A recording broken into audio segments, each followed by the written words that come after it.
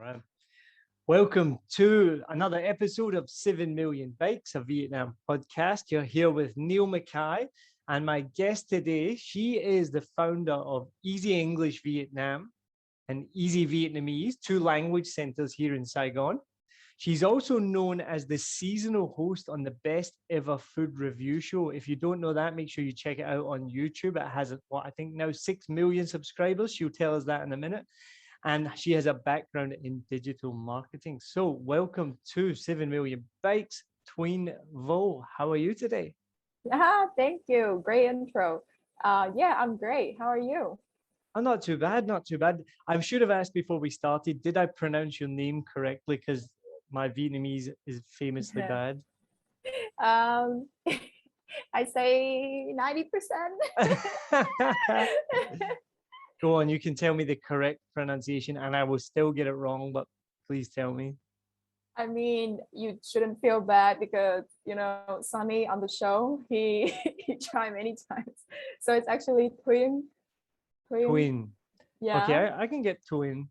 Okay, yeah, that's Not pretty too good. bad. Yeah. And a lot of people mispronounce it as like twin or something like that. So tell me then, so you've got two language centers. So you teach English and you teach Vietnamese. So you teach English to Vietnamese students, obviously, or students who don't speak English, which could be, I guess, do you have many Korean students? Oh, actually, that my center is Easy English Vietnam, right? So yeah, my target student is actually Vietnamese. Right. Yeah, and then for Easy Vietnamese, then actually my target student for Easy Vietnamese is not foreigners. They are Việt kiều, like the one who was born abroad. Yeah, but they are like Vietnamese, but they struggle so much because they grew up in, for example, America. Yeah, I think that the market here for like teaching Vietnamese to foreigner is a little small. Yeah, so I don't really compete in that market anymore. Yeah, but I try to focus more on the videos. This has not been a great start to advertise your school when the owner of the school has just said that it is very, very difficult to speak. So tell us, how then do you teach Vietnamese to Viet Qs? Not you personally, but how does your school teach it? Yeah, so actually I opened Easy English Vietnam like 3.5 years ago, and Easy Vietnamese I just opened last year because since I was on the show and then I got a lot of messages of viewers actually, and they asked me if that is something that I can make happen, like if I can teach them Vietnamese, because every time they watch the videos they say, oh, we love that and we feel connected to the country thanks to your videos. So I thought, well, that would be an interesting thing, but I don't have a background, so I actually have to went to the school to learn how to teach it and then came back and then open Easy Vietnamese. Yeah, so it's not a very, I would say it's a very random thing to open last year. Yeah, during the pandemic, but I'm very glad that I did that because there are so many like heartwarming stories when I started it too. Yeah, I love that. That's awesome.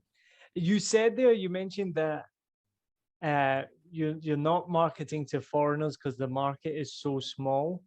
I feel like if you're marketing to Viet Qs, that market is even smaller.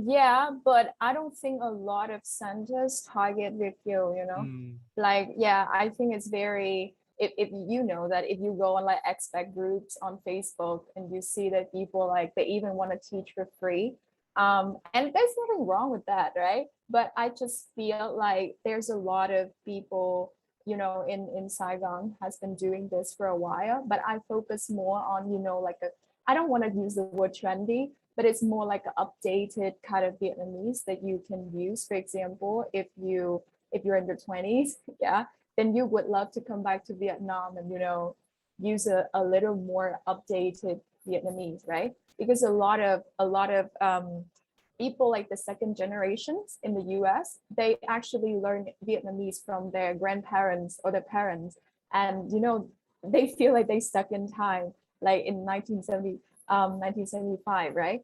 And for me, I see it very clear that they struggle a lot, to get into the culture that is so new to them, even though they are Vietnamese. So yeah, I focus more on that. I think that is one of our niche. Yeah. That actually, it makes perfect sense because we've had a lot of Vietnamese overseas guests on the show, and it's something that's come up often about the language being frozen in time and learning that language. If you've learned Vietnamese from your grandparents who moved to America post 1975, you're learning a different language to the Vietnamese that's spoken now, right? Yeah, for sure, for sure.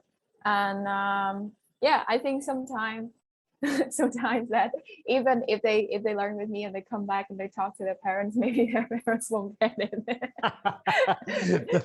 The Yeah, they'll be like, parents are what are you like, talking? Yeah. the parents are like, I thought you went to Vietnam. What language are you speaking? We don't know this one. Does Vietnamese language update its vocabulary? And what I mean by that question is, so in Scotland, our kind of native language is Gaelic, which is spoken in the far north of Scotland predominantly, not where I'm from in the big city, but my grandparents spoke it, and their family spoke it. And one thing, so when we last went back to Scotland, we went up to the far north, we went to the Isle of Skye, and we had a friend who was from up there and she spoke Gaelic. And she explained to us that the Gaelic language didn't update itself. So words like computer or internet didn't have a Gaelic version. So you would say a sentence, but then the word computer would be said in English, but with a Gaelic accent. And so I wondered, does Vietnam update its language? And I'm laughing as well because so just this weekend I was talking to a young Vietnamese person. She was a teaching assistant. She was like 18 or 19. She'd just come back from studying in America, and she used the word simp, S-I-M-P. Yeah. Now I'm showing my age. I had to ask. I was like, I don't know, what does that mean? And she had to explain what simp meant. And so I felt very, very old at that point. But in terms of this conversation, so would the word simp, would there be a Vietnamese equivalent for that? Oh my God, this is hard. I totally understand what sim is, but like, oh my God, to translate it now, it's like, Okay, so for the other old people listening, as a young person who looks much younger than me, what does simp mean? sim, oh, like in English? Yeah. Okay, yeah. So basically, when you sim over somebody, it's like you're like on over them, like you're like completely in love with them and crazy about them, and you would do anything, like the craziest thing, like idolize somebody. Yeah. So it's a So that, verb. yeah, like you're simping, Yeah. like you're like oh, you're like super thirsty about somebody. And I actually learned this over TikTok. I tried to update myself. Yeah. So I went on TikTok. I was like, oh, you're simping. I'm like, okay. And I see it a lot on YouTube, Right. on my videos. And then people be like, oh my God, Thuyen, like, I love you. And then somebody like, oh, stop simping. So that's how I learned that. Oh, because people said in the videos that you were in saying they were simping on you. Yeah, like people literally like writing, oh my God, I miss you, and I don't even know who that is. Like they just like, oh, you're the best, and I'm like, oh, am I? But yeah, it was so interesting over the internet, and you know how old they are, like just stay on the language. If anyone is watching this on YouTube, because this is on YouTube, please tell us in the comments that you're simping over Thuyen and me. I've never been simped over, so I don't even know if you can use it in that sense of the past tense of simped over someone. But yeah, TikTok is the way to learn about what the young kids are talking about. It is so funny. So like you just said, did you just say this simp means like you're super thirsty?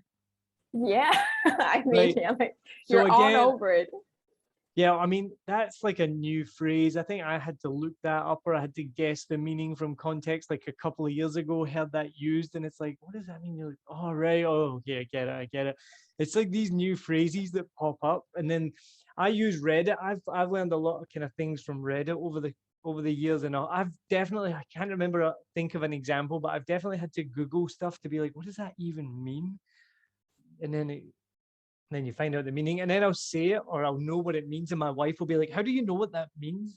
And I'll be like, I had to Google it. Like, it's so crazy, these terms. So simp is the new one. You've got it. Yeah. I hope that when the video is live, you're gonna guess your first simp. First simp comment. That would be amazing. So to go back then, but is there a Vietnamese equivalent? How would you say simp in Vietnamese? I can explain it, but I don't know if there's a word. Like I literally need to Google that myself. Like It's probably about 5 words at the minimum. yeah, but that struggle, right? Like Yeah. when even like now I'm learning German too, and they have like those words that they connect together and become one word. And I really don't know how to explain that. It's like you need like 3 lines to really explaining a word, and then yeah. So I don't know. To ask me right now on the spot, it's kind of hard. You think about it, get back to it. But Yeah. yeah, I forgot about that one actually. I mean, I remember, yeah, when you first come here and you see the translations and how many more words are used in Vietnamese. Like I remember one time at the gym, there was a sign on the bench and it just said, don't sit here because it's broken. So like one line in English. And then there was a paragraph underneath in Vietnamese. And I was like, how does that take a paragraph to say don't sit here? I mean, but like that's why languages kind of reflect on the cultures too. Like I think that English is very logical. Germany is even more logical. And Vietnamese, it's like, I don't know, like we love to describe things. I think so, yeah. And it is really show, and also like all of the crazy thing about being older, being a girl, a guy, like so yeah, I find that very interesting as a person who work in education and languages in general. Like it really reflects a culture, and I really believe that when you learn something new, like a new language, then you really have to like be immersed in the culture itself. Yeah. So that's the reason why I totally understand your point of translating, because it's gonna be long in Vietnamese. Yeah. When, as I mentioned, so I've always been pretty terrible at languages. I struggle to even remember short phrases in any language. It just doesn't work in my brain. But I always thought that, you need to be immersed in a culture to learn the language. And it's clearly not true, because after 6 years in Vietnam, I still don't speak any Vietnamese. But that's also because and again, we've talked about it to death, but there's so many people speak English here, so you're not really immersed in the culture. I'm sure if I had spent 6 years out in the Vietnamese countryside or out of a major city, then I would have absolutely picked up Vietnamese because I would have had to. But when you live in Saigon, especially, then it's not, you're not really immersed in the culture like at all. Yeah, I mean, especially in D2, right? District 2. Like Especially in District 2. I don't feel like I'm in Vietnam. So I think that too, yeah. You need to get out of this bubble once in a while. Well, so we lived in District 4 for about 2 years, and we loved it there because, again, it was that kind of authentic, I know that word is overused, but that the kind of authentic Vietnamese experience. Then we lived in Thuyen, which again was nice, but there's a lot of downfalls about living in those areas as well. The noise, the traffic, the pollution, just to name a few. And so we were at the point where we wouldn't still be in Vietnam if we still lived in those areas. Like, it was an unbelievable experience. Like, I would never change it. And I know there are lots of people who come to Vietnam, or Saigon, sorry, and just move straight to District 2. And that's fine, because everyone has different situations. If your kids are going to school here, or that's just what you want, I don't judge you for that. But you will miss out. Like, we lived in tiny little street, a little apartment down in D4, where D4 is like a completely different kettle of fish. Phu Nhan was like super Vietnamese neighborhood, but you could tell it was wealthier than District 4, which is one of the poorest districts. And so you started to see, like, I know no culture is a monoculture, right? But you start to be like, oh yeah, because when you first move here, it's just all Vietnam. Then you're like, it's all Saigon. But then the longer you're here, you're like, oh no, this is D4. Like D4 is different. Then we went to Thuyen. It's like, oh yeah, it's still Vietnamese people, but these Vietnamese people have more money and that's visible. Just like in any city in the world, you could go to, I know places in Glasgow, you could go to a neighborhood in Glasgow and you'd be like, oh yeah, the people are poor here. Then you go to another neighborhood just a few miles away and it's like, oh wow, these people have money. So we had an amazing experience of that. We lived in D7 for a little bit. But once we made that decision to stay in Vietnam longer term, we decided to move to Tao Dien. And so it's given me one of my best jokes though, because what this joke, haven't told this for a while because like everything, like right now we're doing our conversation on Zoom. So we can't do any comedy shows. And so the comedy shows that we've been doing one a week, but online, of course. And we have people from all over the world joining, from Malaysia, Taiwan, the UK, the US. So half of my jokes I can't use because they're very Vietnam or Saigon specific jokes that these people would just not get. So this one I haven't actually used in ages, but the joke goes, a few years ago, I got sick of living in Vietnam. I was over it. I couldn't stand it anymore. So I decided to leave Vietnam and I moved to Tao Dien. That's a funny joke. But it's very accurate though. Yeah, I totally get that. Like it's a different word here. Yeah. And to be honest with you, yeah, I confess, like I've been in Saigon for 10 years as well.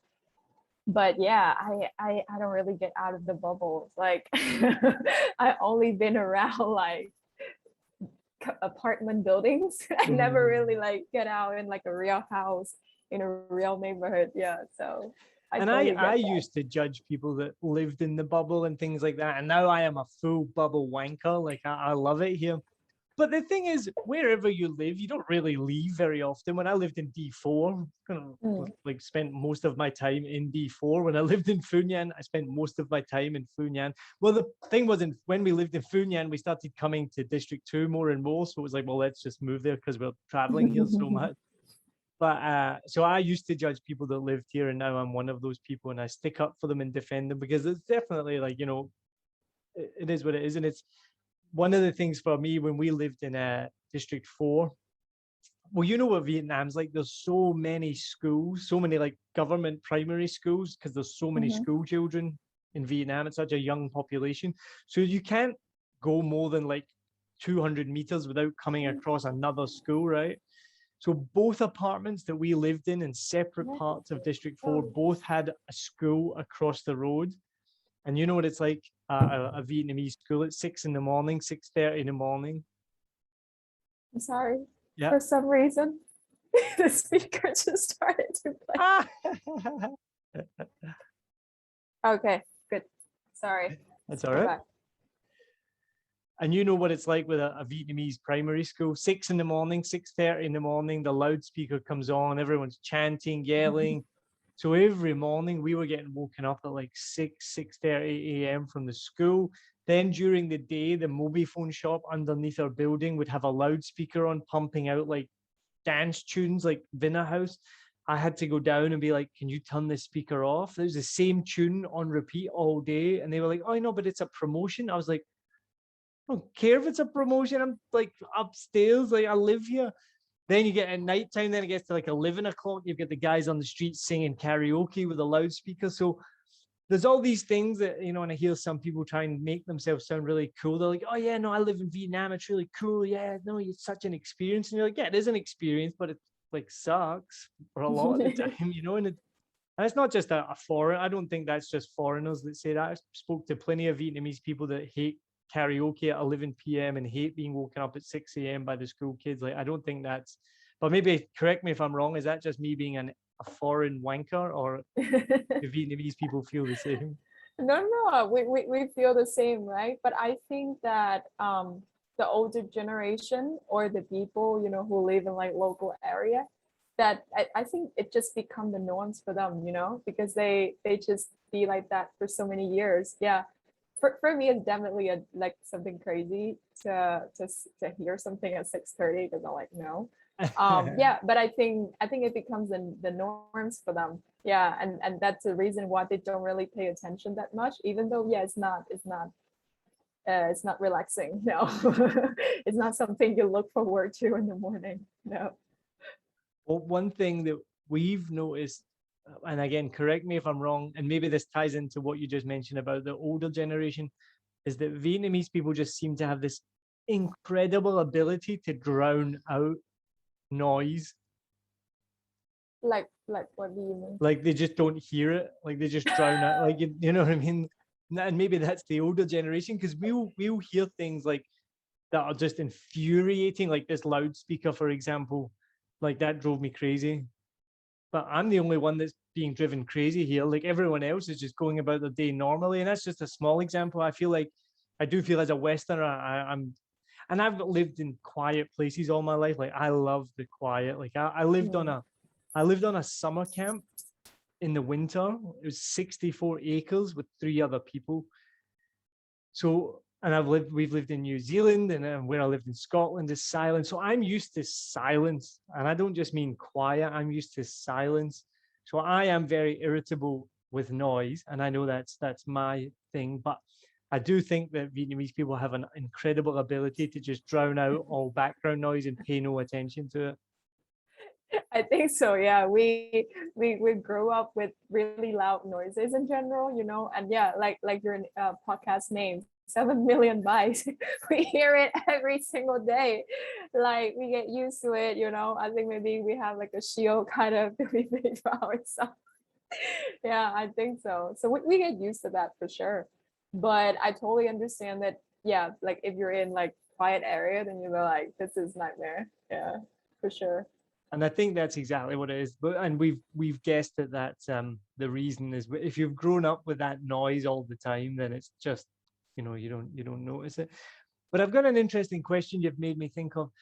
And I think in Vietnam right now, obviously we're seeing a massive change, right? Economically, in society and everything. What do you think is do you think this right now is the biggest jump in terms of generation between like the younger Vietnamese people who are between, 15 to 30 years old, and then between the generation after that? Yes, for sure. Like, you know, if we talk about history, right? Like my parents would be like that generation would be like still after the war, and they still having a lot of political changes in the government. Yeah. And for us, like we grew up like very peacefully, and sometimes we take it for granted. But I think so. Like I can see that. So I was born in 1995, right? Like the last year of being a millennial. And I've seen a big difference between me and the 1996, like the Gen Z. And then they so like smart and active, and they know on this crazy technology, and I don't know what's going on anymore. I think that the internet definitely make everything like it's a flat word, you know. Like I've seen like, yeah, like my student even like they like in first grade and they speak better English than most of the people that I know. You know, like everything's like it's crazy, it's changing. And yeah, I do believe that I'm in Saigon, like the best city for startups.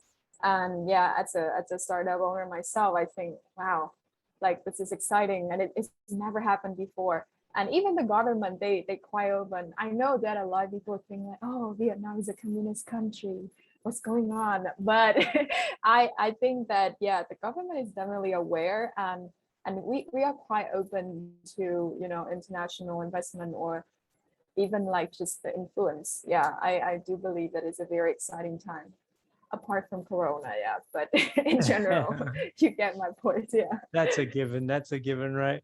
So how do you think then the older generation then, do you think that's a massive clash between that older traditional generation, which, I see through my own eyes, as I guess you guys would call like the aunties and the uncles, they're still hanging out in their pajamas on the streets, have a very different view of life, especially like the family structure. I know as a teacher, the students I've spoke to, who do you live with? And they'll describe, in a house, there'll be 3 generations in one house, which is completely normal.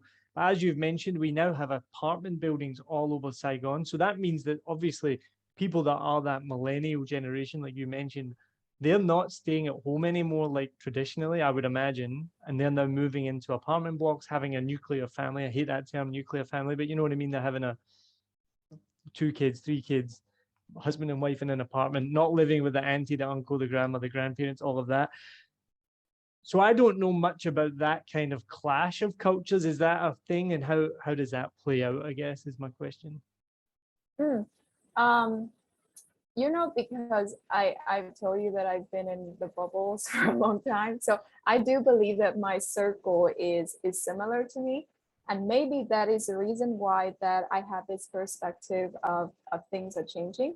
But I do believe that in some, like district, like, Grovap or like something a little further, I do believe that they still have this tradition, like when we talk about it, like the norms and yeah, living together and always in the community and not a lot of privacy. Um, but yeah, I can tell that especially with like middle class, and a little higher, yeah, then people, the younger kids, they are like just like kids in America or or Europe. I don't know that. Like they very much, about themselves and have this self-development, but like yeah, they don't like to be out there. Like yeah, they want to stand down and not like blend in the community so much. So I think it's changing, but in different area, then it would have different speed. Yeah. Like for example in D2, D1, right? And you see, wow, like it's just like any cities in the world. But yeah, if you go back to my hometown, for example, we still yeah, like some of my friends, they already have kids, like 2 kids, and I'm like, what are you doing? Like I'm trying to figure out my life. So yeah, so I do believe that yeah, it's happening, but the speeds kind of vary enormously. Yeah. Yeah, And I'm happy with my circle. I don't want to go back to to that. Yeah, I feel comfortable now. that's a really interesting point. When I was asking that question there, I was more thinking about the clash of cultures between living in the same city, I guess. But now you've made me realize, because obviously I've traveled all over Vietnam, and as soon as you step out of Saigon, you don't even need to go far. It's a different world. There's no English signs. Most people don't speak English. It's.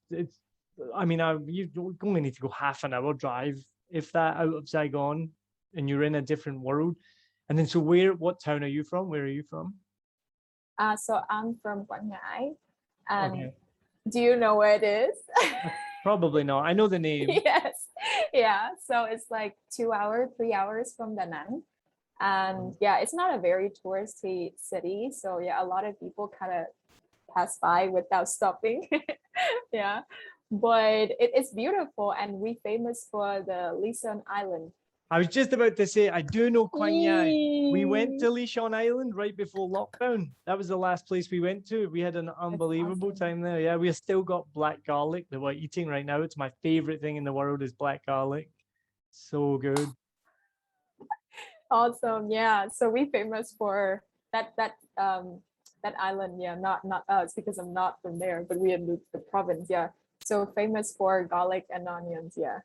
Yeah. No, when you said Quang Nhai and you saw me smile, I was like, I know it. I know it. I just couldn't remember how I Yes. knew it. Yeah, no, that was the last place we went to, and it was unbelievable. It's really sad because with obviously COVID and the lockdowns and stuff, they're struggling more than ever right now. But it's beautiful, beautiful place. So hopefully more people can go there. So what brought you to Saigon then? So I actually moved here when I was 15 for high school. Yeah, and it's a big move. A lot of people, they, like Asian kids always stay with Asian parents, like we together always. But yeah, I decided to make that move because I know from a very young age that I want to be in a bigger city. I want to explore options. Yeah, so I moved here for high school, and I've been here for like 10 years already. Wow. So, I mean, so as I've just said, I've been to Quang Ngai. So you must be from a pretty rural town then. Mm, so I live in the city, and to be honest, like I don't feel that much different. Like it would be similar, like some district in Gò Vấp, Tân Bình. Yeah, there's a lot of people from Quang Ngai moved there. So Okay. the scene is quite similar. And yeah, I'm in the city, so I don't feel that much of a difference. But yeah, if you're talking about like, entertainment or stuff like that, then we are lacking like severely. Like Yeah, we just had our like first cinema, like I'd say 2 years ago or something like that. Yeah, And then, yeah, in the mall, in the mall in Vincom, and I was like, yay, finally. and I mean, that right there, for anyone who's listening overseas, and we have a lot of overseas listeners, it must be mind blowing to hear that the cinema just opened 2 years ago. I mean, I've been here 5 years now, so that means, yeah, I mean, 3 years after I got here, and that's pretty common. Like most cinemas are probably like only 5, 6, 7, 8, 9, 10 years old. Like this is what we talk about again repeatedly, is the development of Vietnam is so fast, and it's crazy to think that you come from a place that didn't have a cinema 2 years ago, something that's so normal in the Yeah, rest yeah, of the for world. real, for real. I remember growing up, I have like 3 channels on the TV, like BTV1, BTV2, BTV3, and that's all we do. Yeah. I'm old enough to know we only had 3 channels when I was growing up as well. That was back in Scotland, so we're probably not too far behind you then. uh, so what made you then open up an English language school and a Vietnamese school? So what made you open up both of these schools? So yeah, so I actually didn't do anything related to education before this.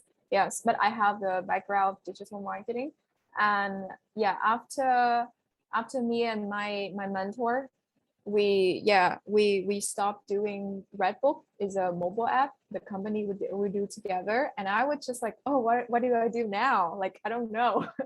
And then there are some people, they just kind of message me randomly. They'd be like, hey, how do you say that in English? They kind of trust me with English. And I'd be like, oh, okay. Like I don't really teach, but I can show you a few things.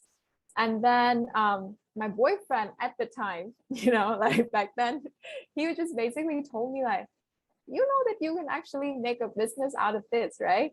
And then he literally sit down, and on the Excel sheet, and he was just doing some like really simple random calculation, and he's like, you can do this, like this is actually can be a business. And I'm like, okay, let's try. And then, it's a crazy ride. And yeah, I ended up here now. And Easy Vietnamese, like I told you, yeah, just after I was on the show.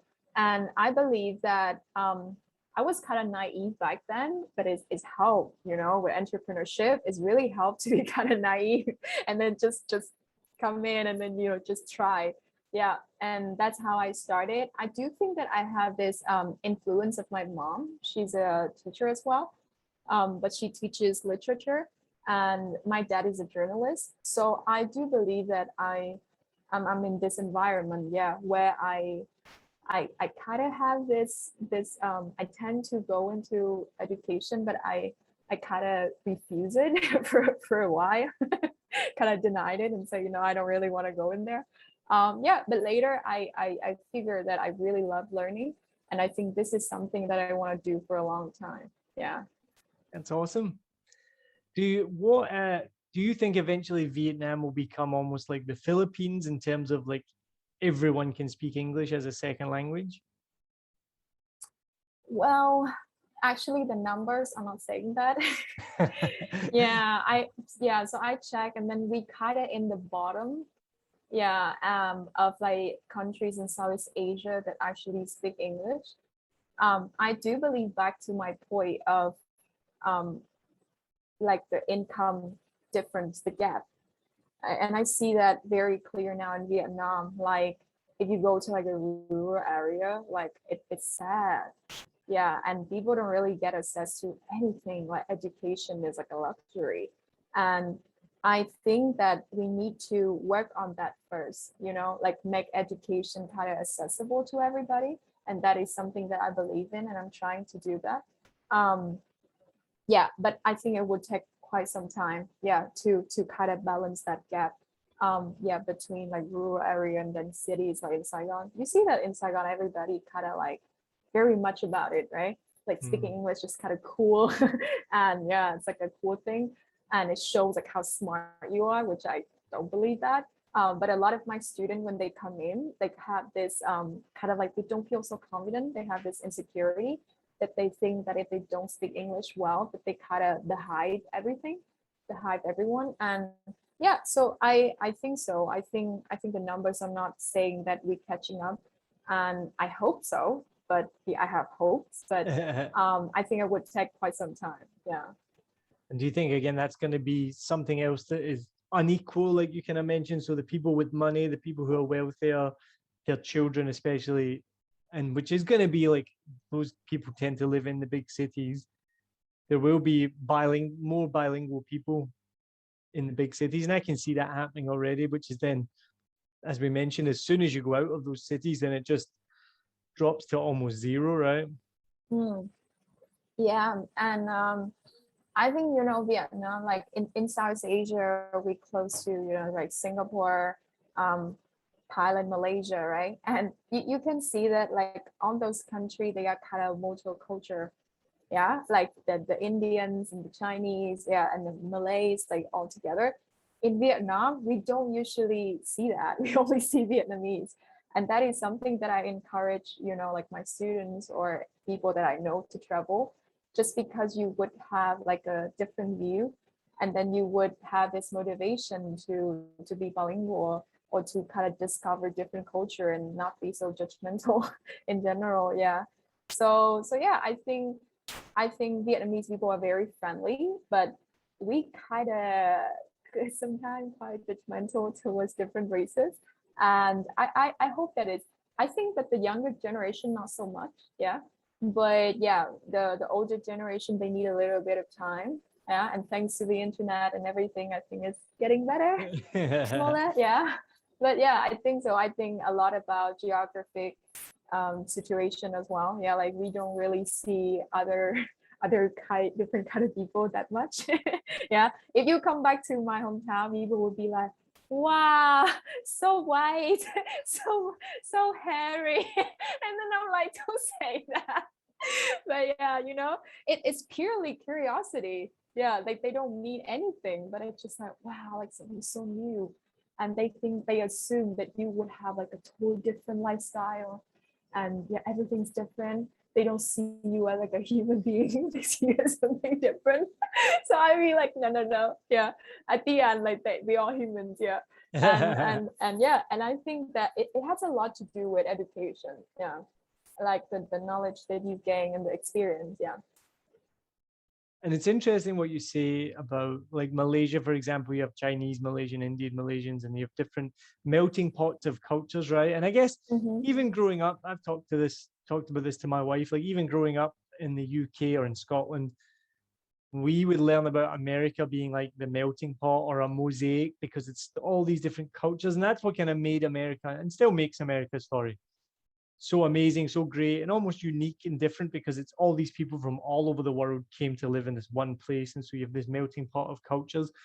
And so Vietnam is all on the other end of that scale, though, where it's a monoculture almost, right? And I know there's nuances, and I think there's over 200 different kind of ethnicities, right, in Vietnam, Mm.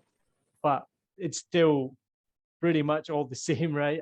But the funny thing is, you say about Vietnamese are judgmental against other cultures or whatnot. But I mean, I know from experience that like the North and the South obviously have their issues. Then the central areas and the South like don't don't exactly get on too well. And I think it's pretty similar with the central areas and the North. So even though it is all one big kind of monoculture to be a very general overview, but there's definitely still some factions within that, isn't there? Mm, for sure. And yeah, I think I don't care so much, yeah, but we yeah, because we had this war, and then we kind of be separated, right, at the north and the south. And yeah, and it's kind of sensitive, like a very sensitive topic. And I know a lot of people, they don't talk about it, but they just silently yeah. And yeah, but I think that I do believe that like good and bad peoples are everywhere, yeah. And yeah, and I do believe that you really need to know somebody, just talk to them. But there's one thing that I think is true. It's like stereotype is like 80% is true. Like the stereotype, yeah, that, Yeah, like you absolutely. Yeah. right, yeah, like Yeah. you say a stereotype, yeah, but like kind of true.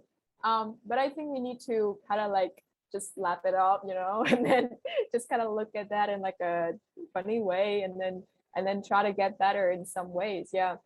But because I'm from the central, and yeah, we definitely have some stereotype about northern people, for example. Yeah, and we tend to move to the south more than to the north. Right. Because we believe that people here are like friendlier, or open to new businesses. So yeah, and even northern people move here too.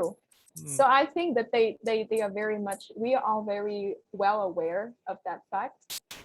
But it will take some time to kind of like even it out, or maybe not. Yeah, I don't know. I think maybe what makes it so different, yeah, and so like various into our culture. Yeah, so I don't know. I think it's a good thing. What do you think? Well, one of the things that I find the funniest is so obviously, as you will know, that a lot of foreigners think that they get ripped off on maybe even a small level. They get given the foreigner price, which is maybe a little bit more expensive or whatnot.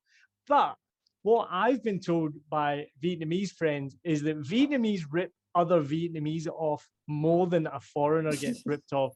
And so, for example, if you're laughing because this is true, and my friend has told me this, if she goes to Hanoi and they can hear her accent, which is obviously completely different, so immediately they know she's from Saigon, the price will double immediately. True. Yeah, it happens. It happens to me as well. But I don't take it like very much personal. I think again, they just need to know what's going on, like they just need to get to know each other. And I think that as a person from the central, like I I don't bring that into into the like I don't really think about it on a daily basis. I think it's just yeah, maybe you just meet like a very like a bad person. Yeah, and I think it happened everywhere. Even if I go to if I go shopping here, then sometimes I get the same situation. So I try to be open-minded about it. I also know a lot of great northern people, so you know what I mean. Like I think that it's just something, it will be better, and you just need to be cautious, like anywhere in the world, to be honest. Like yeah, if I travel somewhere new, I would just be like, I don't know, try to protect myself. But I don't take it personal as something like only northerner or only southerner would do, yeah. I think it just only create a little more like kind of like division for us. Yeah, so I would just kind of be like, oh, just bad luck. Yeah, and don't really think too much about it. But it does make me laugh when I hear foreigners complain about being ripped off, and I'm like, it's not just because you're a foreigner. Like it's not like don't take it personal, like you said. It's not. Yeah, for real. Now, so one thing, so we haven't talked about it yet. I mentioned in the beginning, you were a seasonal host on the best ever food review shows. Now, so some people who will be listening will know exactly what that is, and some people will have no idea. Tell us, what is the best ever food review show and how did you get involved? Yes, so exciting. So Best Ever Food Review Show is a food review channel. But what makes it different, I think, is the quality. Like it's really crazy quality. It's not something that is like a vlogging or something. This is like a real production thing. Yeah, like I've seen the team and it's crazy. And they review food. So what they want to try to do is like tell story through food. So it would be like on over the world. And because of COVID, that we've been stuck here for like 2 years and the content is only in Vietnam. And that's how I get involved actually. Yeah, and now I think they reached 7 million subscriber. Wow. Yeah, already. Yeah, that sounds about right. Yeah, I think the last time I looked, yeah, and it's over like 6 million. Right, and then I think it's like one of the biggest food reviews channels on YouTube, and I feel incredibly lucky to get involved. So me and Sonny, the channel owner, we have a mutual friends, and then one day the friend just kind of text me and say, My friend is looking for somebody who can eat and then react.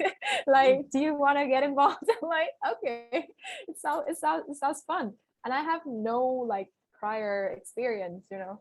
So I was just like, him come in, and then I'm like, okay, how hard can it be? So I just like eat and then react on camera. And but I think that the first episode with like 7 other girls, and this was like episode about Vietnamese girl trying I think American barbecue. Yeah. And yeah, and after the shooting, and then Sonny just I haven't posted for like 2 months, 3 months. You can check my Instagram. Yeah, but I think it's a very, very awesome thing that happened last year. And the coolest thing is Sonny actually gave me my old segment called the $10 dining. And he gave me $10, and I have to figure out 3 meals for the day. Yeah, and I hosted that alone. Yeah, so it's a really, really cool thing to do. That would be Yeah. so easy. Breakfast, come tam, lunch, come tam, dinner, come tam, Come done. Less than 100,000 dong. I'll have that for breakfast, lunch, and dinner. We got a lot of comments about that too. They say, "Oh, $10 is easy in Vietnam." I'm like, "You're right. You're kind of right." Yeah. But you can still get so much good food out of it to make a good episode, right? And it's Yeah. you want to get some different food. Not all food is super cheap, you know. If you want to, you can't really eat pho for 5 episodes, you know. Yeah, true. And I'm lucky though, because the producer, they are so good. Yeah, and I don't know if you interviewed some of them, but they're amazing. Like, yeah, the No. producer is amazing. Well, so Liz was meant to be on the last season, but as you mentioned, so the team, I don't know if you did mention actually, so the team from the Best of a Food Review Show have moved over to the US because we're in a lockdown right now in Saigon, and so obviously can't do any food reviews if there's no food to review. So they've relocated to the US. So Liz didn't come on, and maybe we'll try and get her back on when they come back, or if they come back, which they hopefully will. I've spoke to Sunny about coming on, and again, just so busy with everything. I actually randomly met Sunny in a restaurant here. He had a new dog, and we have a dog, and we got chatting. And then, this actually one of these crazy stories. We were sitting, my wife and I and our dog, Sunday afternoon, having an afternoon drink. And I text Liz, and I'd already been talking to Liz about Sunny potentially coming on. And she's like, yeah, we'll try and find a time. He's busy and blah, blah, blah. That's fine. And, I hadn't spoken to her for a while. So I just randomly flicked her a message and said, hey, any update? Is Sunny free anytime soon?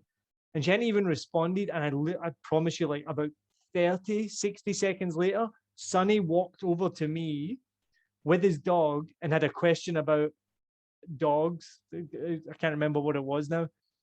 And so we had a conversation about dogs for a good few minutes. And then I was like, so I have to tell you something. I was like, I just messaged Liz about you like just a minute ago. I was like, I'm Neil from 7 Million Bikes. And this is a really weird coincidence. I just messaged about you.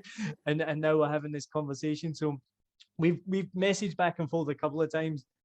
Since then, obviously, we won't be doing an interview anytime soon, but hopefully when the team comes back, we'll get him or Liz on the show as well. And then you were introduced to me through previous guest as well, Mika Chu, who is a mutual friend, and she has been amazing. Like since she's been on, she's been so lovely. She's introduced me to other people. She's been so supportive with the show, and we still message each other like, hey, how you doing? And hopefully you're trying to help each other get through this tough time of lockdown. So thank you very much to Mika for introducing me to you. And then when she introduced you to me, then you were like, oh yeah, I listened to the show, which always blows me away. And I've said this before, and I tell people when I speak to them, even recently, a couple of people who I knew were like, oh yeah, listen. And I was like, wait, what? It's this strange thing that I just don't, even though I see the numbers, I just don't ever think that anyone listens. So when, because you just make it like we're doing it right now, and then you put it out, and then it's out there. So anytime when someone says, oh yeah, listen, I'm like, well, wait, what? So it was same when you said that as well. I was like, that's so cool. So I'll put you on the spot. What's your favorite episode? Yeah, I actually listened to the one that Mika was on. because you know yeah, so I actually, how did I meet her? Oh, we met at the networking events of Saville. And yeah, and I saw her on many TV shows, you know, and yeah, and I was like, wow, she's so cute, and she can speak many languages, what I'm trying to do now. Yeah, so and we live very close by as well. Yeah, so actually that we hang, and then yeah, I listened to a few of yours, but I really like the one that she was on. Yeah, like you said, she was, I love her. Yeah, She just like so fun to be around. Yeah. she's so lovely. So Mm. we'll finish up on that note, but we're going to finish with the same questions that I will be asking everyone at the end of season 7. We're at the end of season 7, and by the time this episode has gone to air and is out in the world, we'll have hit over 20,000 downloads total, which is only double your amount of Instagram followers, so it doesn't sound that impressive. But in the podcast world, 20,000 downloads is like a massive achievement. So by this time, when this comes out, we'll be well past that. So that's very exciting. But so for seasons, Congratulations. thank you very much. Yeah. I've said it before. When I first started, I thought we'd have maybe 10 people listen, and it was just going to be a wee hobby. And now 7 million bikes is basically my full-time job now, which is awesome. And that's what I was going to say as well. Sonny's a massive inspiration because I saw kind of his story and how he just started with basically like just a dude doing some videos about food review. You know, there's no big, you were mentioning about the production quality, which is ridiculously high, really well made show. But when you watch the first videos that he did, it was just a guy reviewing some food. And so that really gives me a lot of inspiration because we just started off as like a little hobby. Even now, I mean, we're having to do it on Zoom. The productions, if anyone's listening, sorry, the sound probably isn't as good as it normally is because we're having to do it on the old Zoom. But that's an inspiration to see where you can get to. So he's obviously now 7 million subscribers and whatnot. I have 38 subscribers on YouTube right now, but you have to start somewhere, right? So Of course. everyone Kudos to you. everyone starts at 0, right? Yeah. All right. So the first question, as we kind of mentioned, we haven't talked about it too much because we don't want to dwell on the negativity that we're living through right now. But if you could get on a motorbike and drive anywhere right now, where would you go?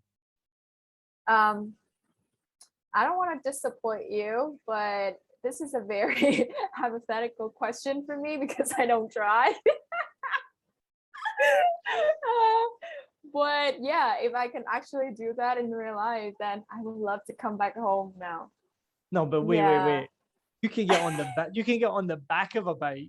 And second of all, you can't go to Quang Nai on a bike. We're not Yes, you comfortably. can. You can. You Would can. that take? How long would that take?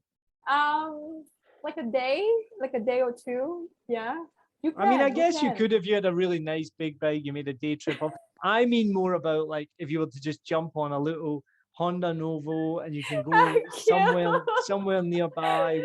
Where would you go to? Anywhere in Saigon or within, just think about like, because right now we can't go anywhere. So the kind of question is, if you could just go jump on a bike, get a grab, where would you go? Oh, good question. Thank you. 20,000 downloads, I told you. Oh my God. Oh my God. Yeah, because I haven't been out for so long that I have so many 3 months. Yeah, I have so many options that I want to do. But yeah, I would say like a river. Yeah, something like a river, or maybe like a really big park, because you don't want to let me go home. So I'm gonna go to the park. Yeah, or the river.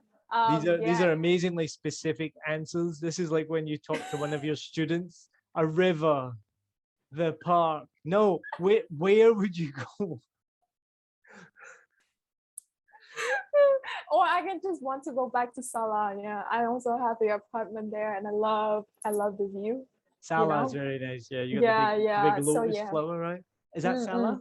Yeah, the flower bridge. Yeah, and I think that it can sound crazy, but this is a luxury to us, right now, because we cannot go out at all. Yeah. So that was more the meaning of the question. We're stuck in lockdown. You can jump on a bike. Where would you go relatively nearby? Because right now we can't leave our apartment. No, I'm going to go to Quang Nai.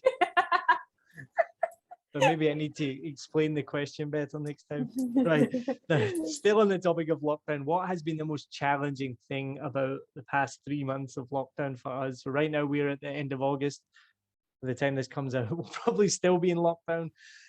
What's been the most challenging thing for you? I think that I'm pretty good with day-to-day things, but I think what's really challenging for me is just how to look into the future, like about how when things are going to be normal again, because I see like the cases are rising up in like even the UK when they pass 70% of vaccination rate. So I'm like, oh, when is it going to be normal again? And every time I think about it, I'm just kind of depressed. So I try not to think about it. Yeah, I try to focus on the day-to-day thing more.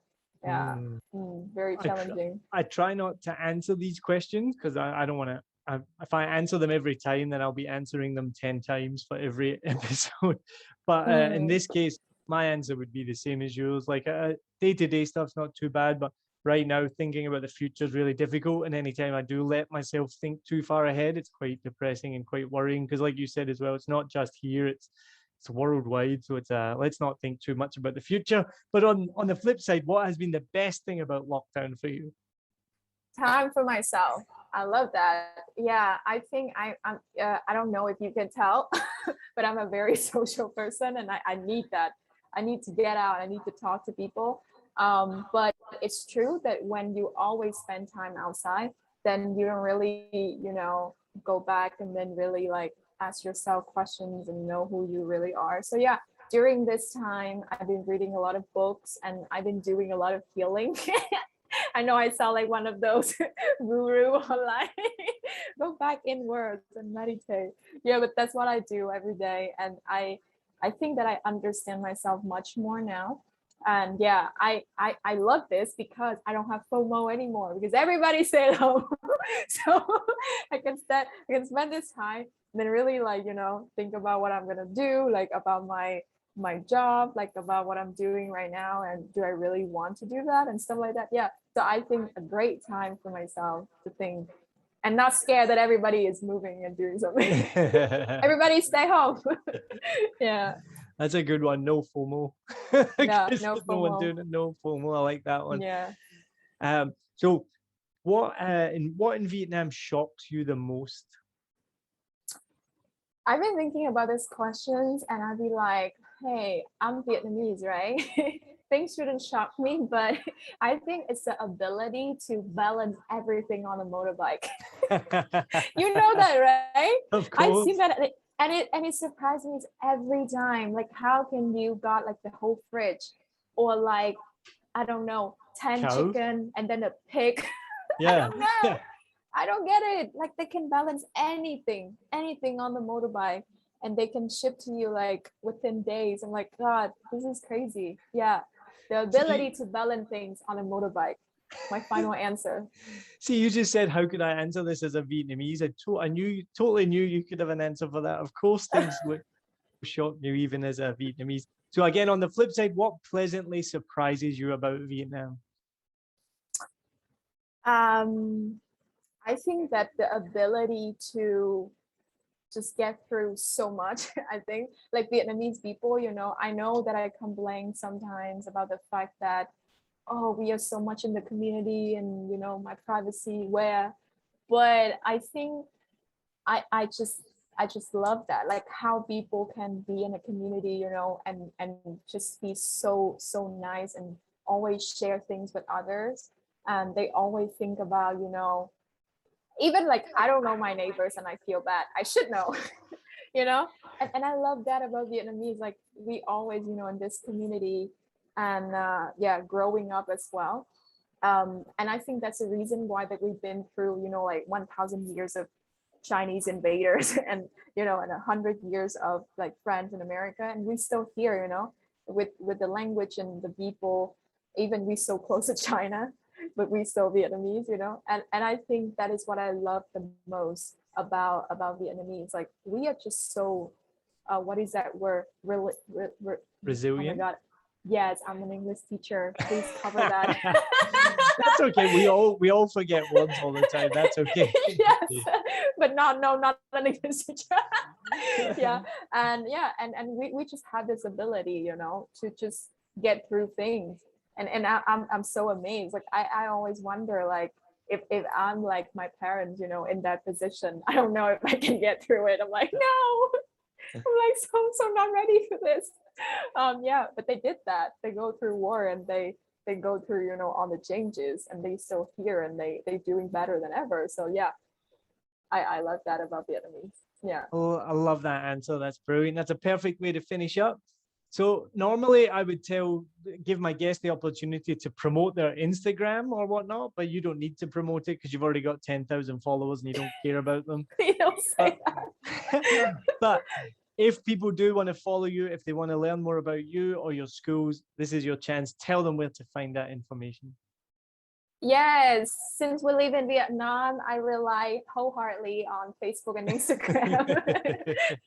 Yeah, so yeah, if you wanna, you know, yeah, kind of have a conversation about education or entrepreneurship, please, yeah, just send me a message on Instagram at Thuyen 12.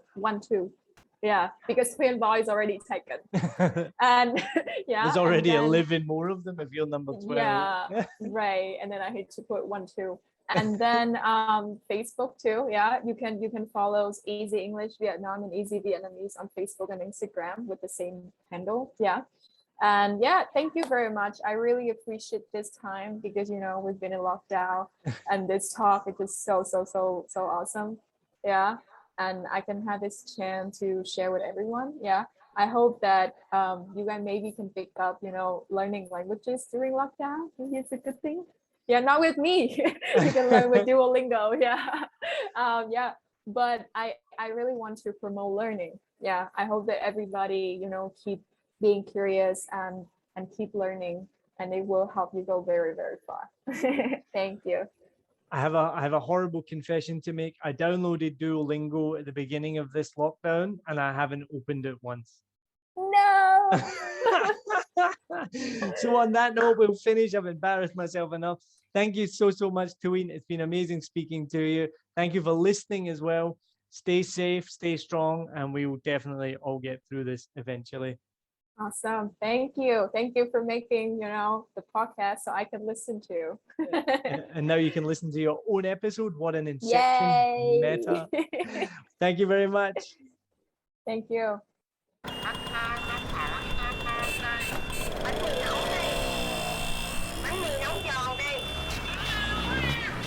Hộp gà